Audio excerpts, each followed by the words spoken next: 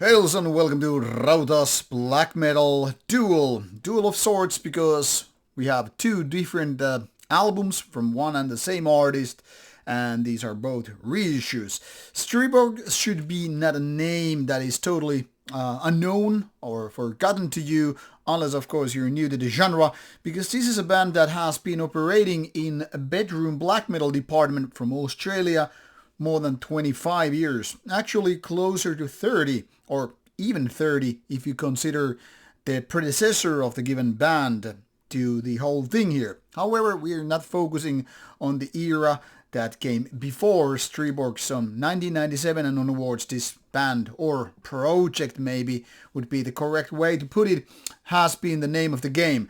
These are reissues indeed, and they already came to me a couple of years ago, so they had been waiting for their turn because they were not new to begin with, even as reissues. So here we have Striborg's Southwest Passage and Ghostwoodlands.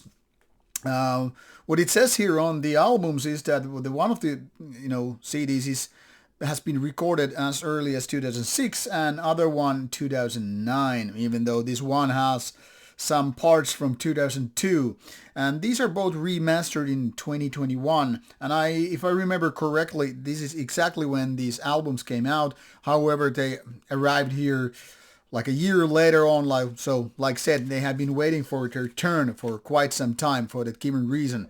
I always focus on the newer stuff when it comes, so those who are the CDs and vinyl, whatever are sent to me really later on, well, they have to suffer from the waiting time because that's exactly what's just fair.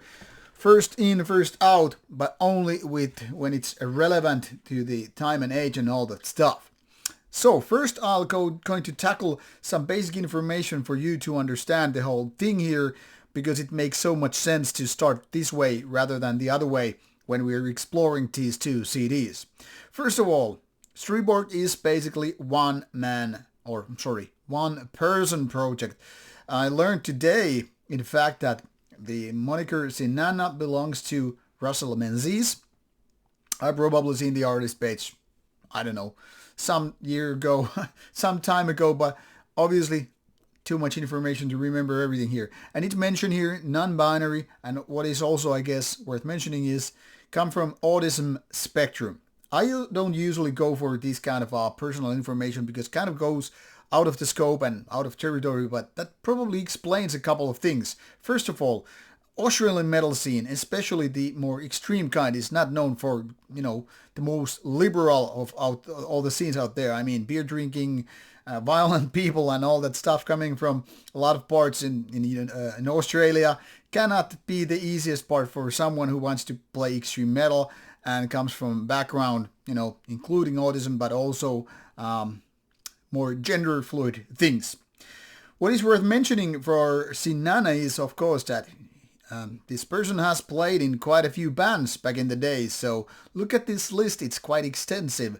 Balfigor from 1994 and onwards, then Catharia, which more or less acted as the predecessing band for Striborg from 1994 and onwards, then other bands here mentioned, as well as more active ones, including, but not limited to, Striborg, the main dish here today. So, a person of many talents, many styles, and so forth. What is also worth mentioning is that over the years, or the course of action, the genres have changed from more black metal ambient, which is here listed as early, to cold wave / electronic later. The later part probably wouldn't be here on Metal Archive site if it wasn't for the originators, that is, black metal albums. Another thing worth pointing out is that Striborg discography is, and this is kind of like not even exaggerating, but it's extensive. Look at this list. Yes, we're scrolling down the list quite some time.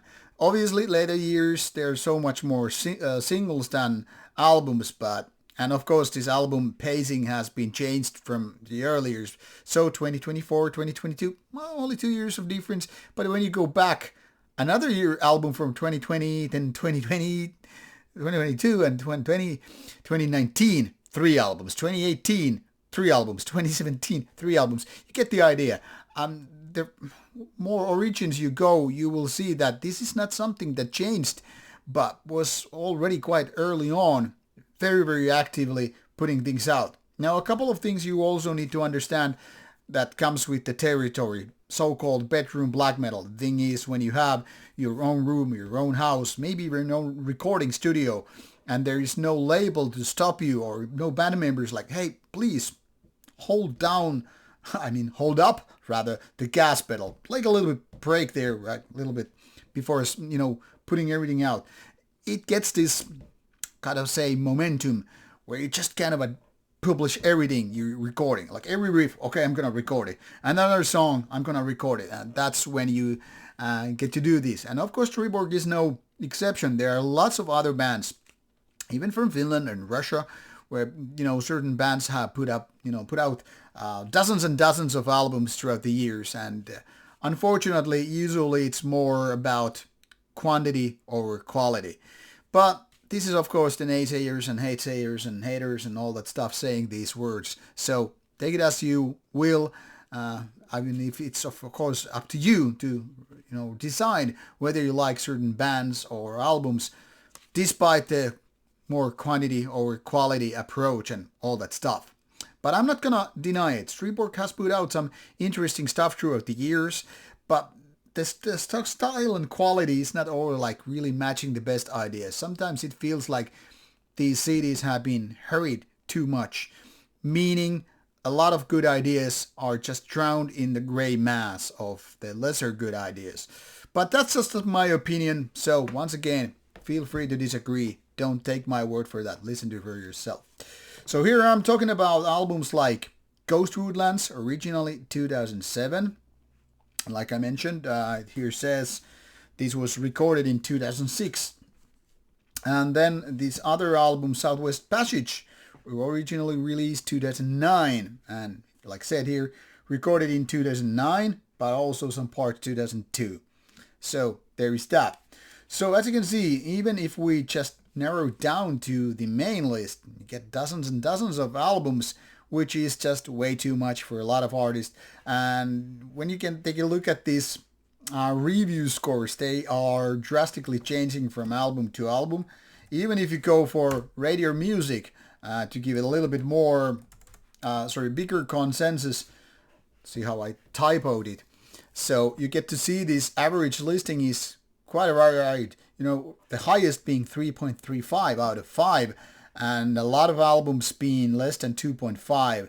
Now, there are not too many votes on average a given album, so it's not that, big amount of people voting, but you get the general idea at least. If you go down the list, it changes from something like less than 2 to or around 2 to something like 3.5, which is not bad by the means, but just gives you a general idea that none of these albums are exactly close to 4, which in general is very, very good for radio music.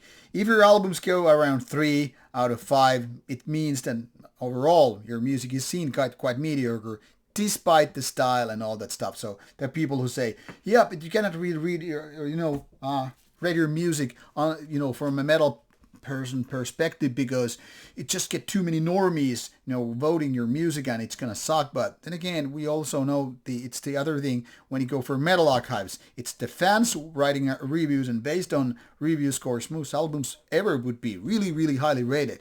So when you put these two different numbers together, maybe you get some kind of a consensus and all that stuff.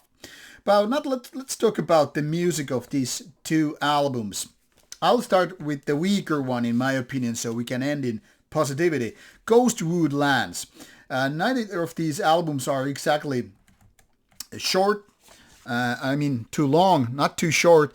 And this one features 7 tracks. As you can see, the minimal layout gives you a little bit of the Dark Thronian feeling, the very, very 1990s Nordic black metal thing, which is, of course, aesthetically as well as other sense, kind of a true to the whole thing here.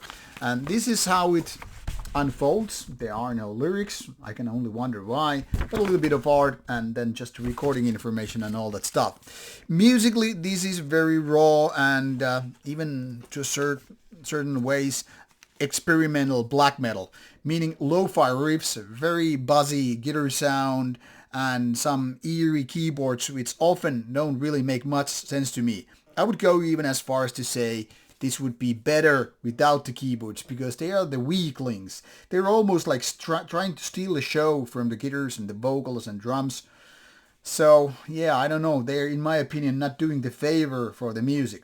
What I find also a little bit annoying that even though I love raw black metal, I like when the riffs are actually audible. Here they are too much a buzzing mess, which results being this album being kind of a meh, you know. It's not like it's outright bad, but it's definitely on the more bad side than good side. And this is something that I found throughout the Striborg discography as much as I've been listening to it, only maybe half of it. That some albums are clearly very, very potential, and then there are albums like this one, which seems to be more of a mess, more of like a handful of unpolished ideas rather than actually, solid album. Which leads us to one of the better works by Striborg, Southwest Passage. This is basically taking the similar steps, once again, raw end of black metal, eerie keyboards and all that stuff, and yet still somewhat lo-fi production, but so much more listenable. The riffs make more sense, the production makes more sense, everything here makes more sense. Even when you're talking about the vocal parts, which have less effects than, like reverb and whatnot, versus the other album. But similar in nature in terms of, release, no lyrics whatsoever, some eerie photos, which are good in creating the atmosphere and, showing the artist, always a plus, I guess. But, both of these albums are very, very demo-ish in so many ways. Whether we are talking about the songwriting or the production or the chosen, details like the eerie keyboards and, vocal effects and whatever, I would honestly say if there was another member in the band, like pushing, like, don't do this, maybe try doing that, you can also consider this person a producer. It would clearly help. For me, Striborg has always been a little bit hit and miss, and to be honest, frankly said, more miss than a hit. The thing here is, there are some nice riffs here and there, but the actual compositions, like the whole albums and all that stuff, that's where the magic is not happening. That it's where it fails, in my opinion. So this is music for very, very much an acquired taste, because it kind of requires you not only to raw end of black metal, check, but also adopt the production, the sense of production, or lack of it for that matter, with the given music. And even in raw end of black metal, you kind of have to accept that in terms of, songwriting and riffs and details, this ain't no Darkthrone, this ain't no Ildiarn, this ain't no, a lot of those, raw end of cult classic bands that made big waves because while they were making raw end of black metal, even like Ulver's third album, but they had the good songs. This, not so much. So all in all, I feel they are much like hurried done demo versions of really the good albums they really could be. Like if only the best parts were picked from the albums and maybe removing 2/3, while doing it, these could be actually resulting good albums. Now it seems more like, hey, I got this idea, I'm gonna record it and move on way too quickly, not focusing on polishing, honing, taking it to the next level. But that's just my opinion. I might be totally wrong, and this might be your next big thing you're gonna find. But I know Striborg has a lot of haters, or at least people who just dislike, because, well, the music is very, very acquired taste. But those who like some of them, maybe give them a chance. Links are provided in the description box. I'm not gonna say all the music is found throughout those links, but I guess you will find enough to figure out whether or not you're gonna like these ones. And if you like it so much, go for the physical product, show your love towards the band, towards the label, whatever, and fill your record collection. It's always a good thing to do when you really like some music out there. And now, once you know a little bit more about Striborg, off you go, explore, have fun, and hope you enjoy it. Take care. Bye-bye.